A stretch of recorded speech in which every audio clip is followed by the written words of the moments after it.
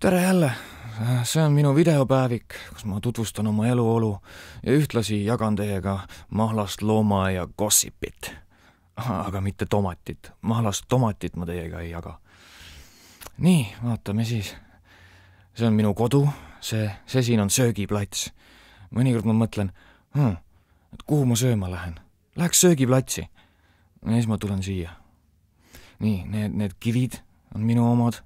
Selle nimi on Villu. See on Pärtel ja see on Natalja. Natalja on minu lemmik.